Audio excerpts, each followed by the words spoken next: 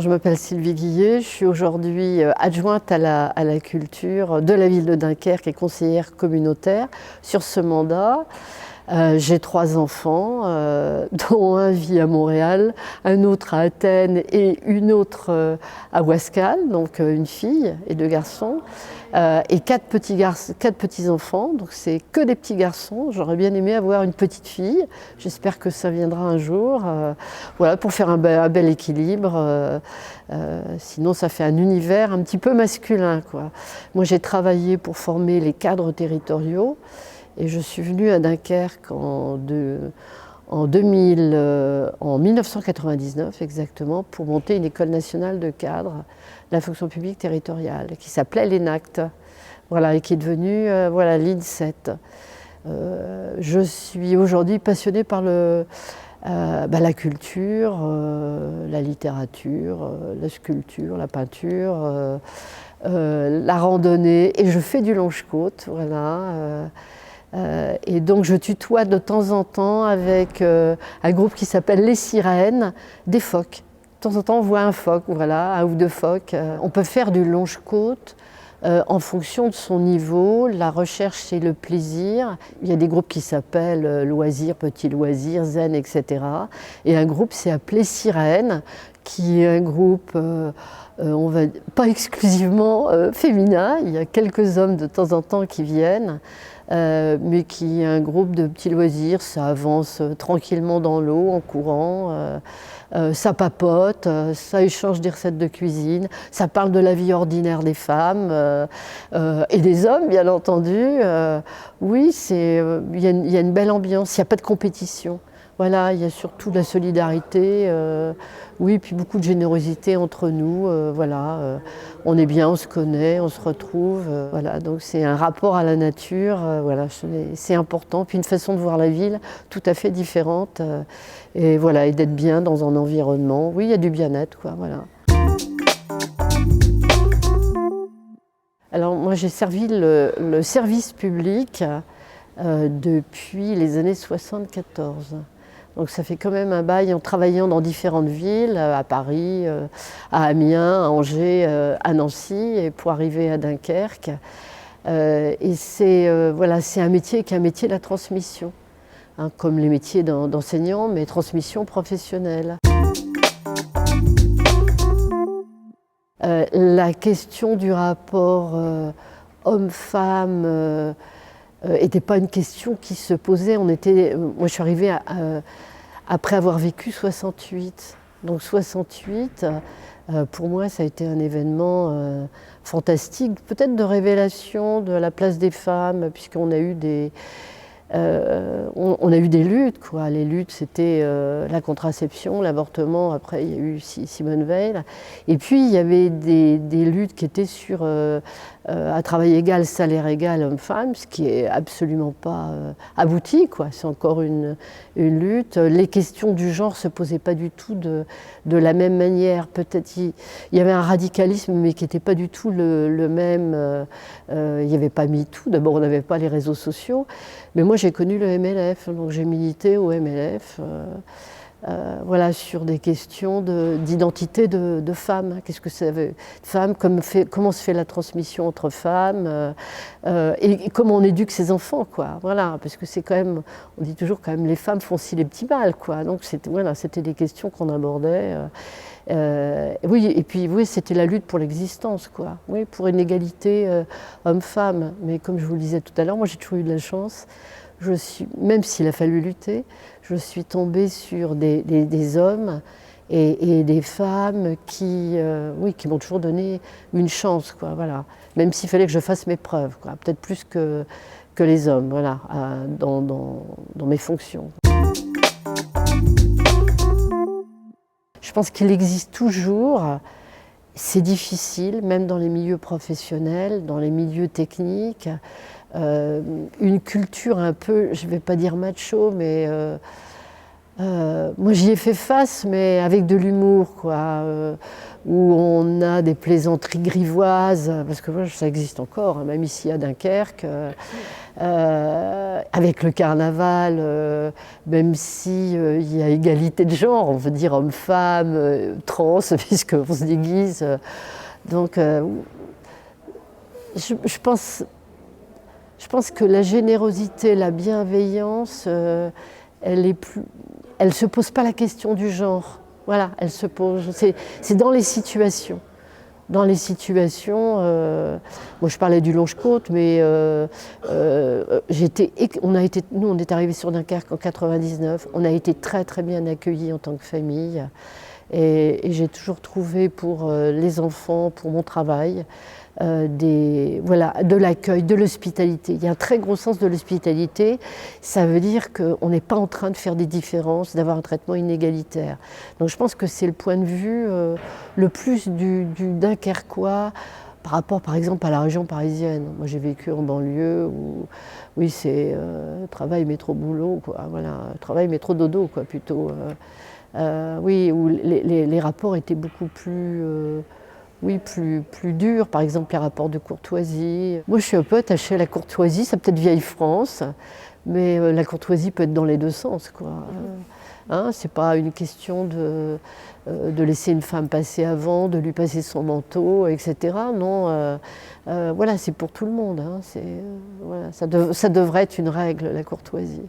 Et l'hospitalité, quoi, ça devrait être des règles d'accueil. Ça veut dire qu'on accueille les gens, on ne fait pas de différence, on les laisse exister, on leur permet d'exister.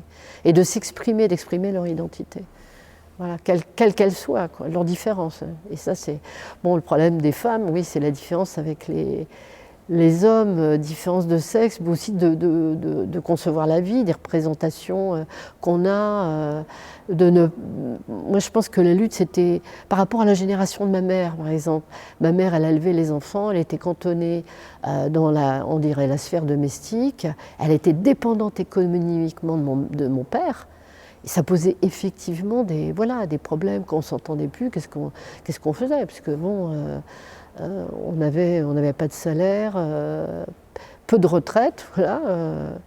Oui, donc moi j'ai vécu oui, vraiment plutôt une prise d'autonomie, d'initiative, la liberté, quoi, la liberté d'être une femme, dans un monde où il y a quand même des codes, des normes. Sur la beauté, voilà, par exemple.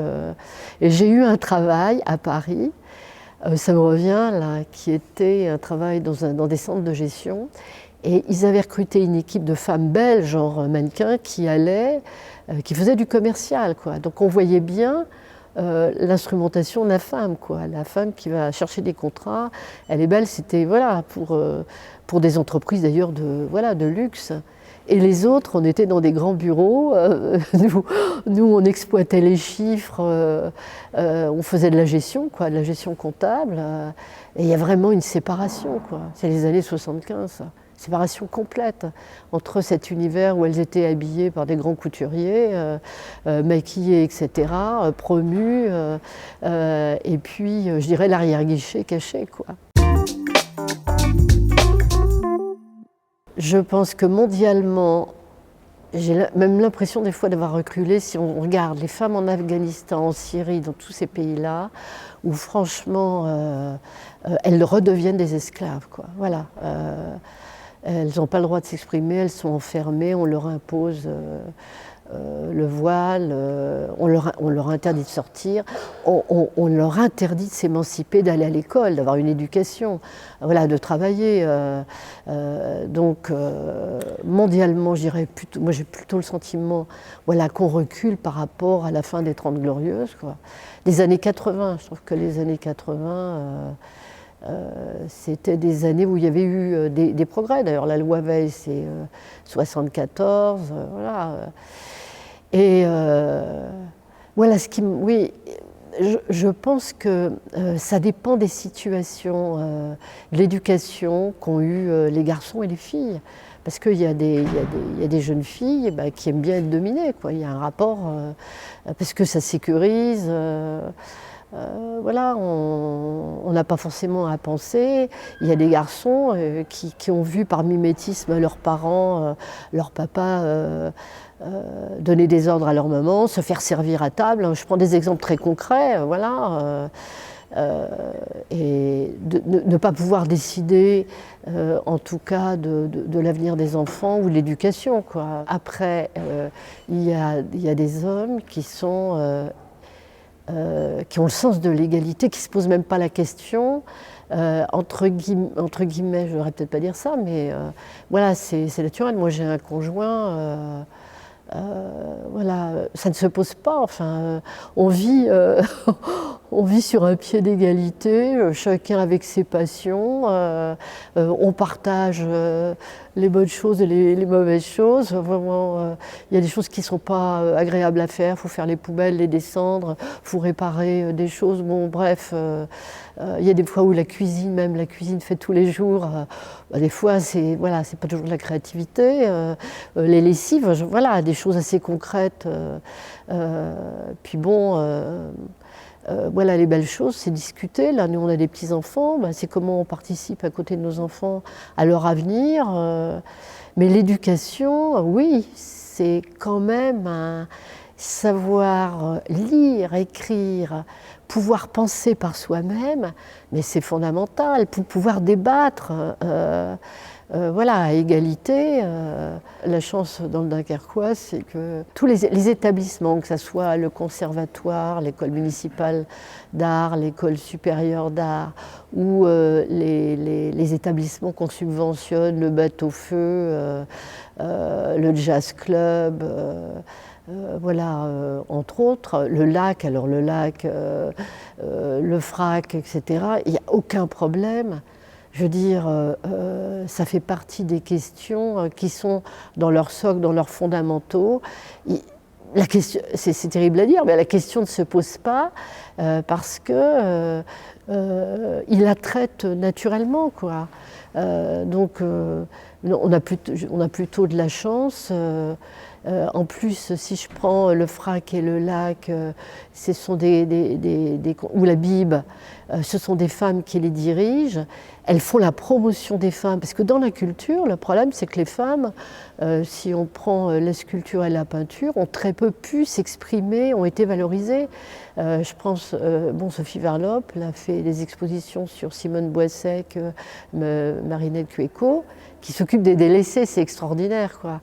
Et c'est des femmes qui n'ont pas été autant valorisées, et souvent leur époux étaient des artistes, et c'est eux qui étaient davantage mis en avant, quoi. Par la société, on trouvait que voilà, la question, oui, c'est quand la question ne se pose pas que c'est grave, quoi. Que c'est grave que les femmes n'aient pas autant les moyens d'expression, quoi.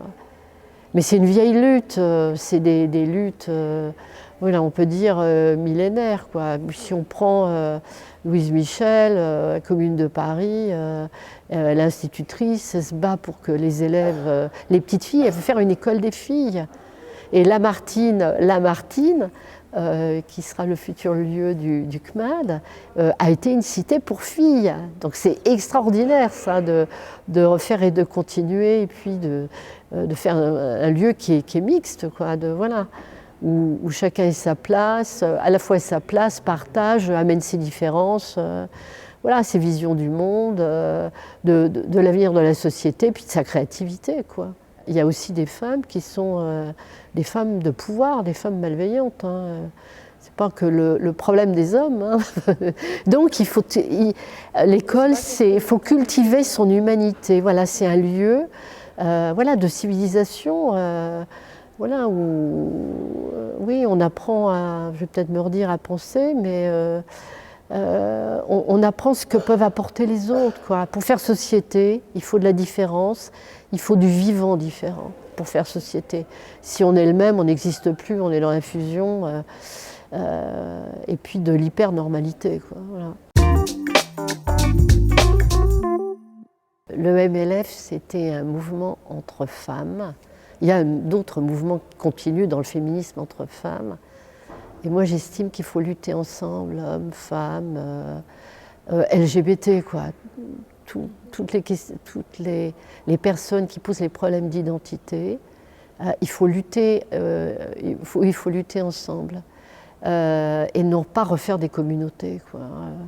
Je pense que les idées sont complémentaires, on a besoin de la force des uns des autres et la lutte n'est pas terminée et c'est pas acquis, les choses ne sont pas acquises. Comme la citoyenneté des femmes n'est pas acquise pour l'éternité, comme sa liberté n'est pas acquise. C'est une lutte voilà, éternelle et donc il faut apprendre à avoir voilà, du courage, du désir et le sens du vivant.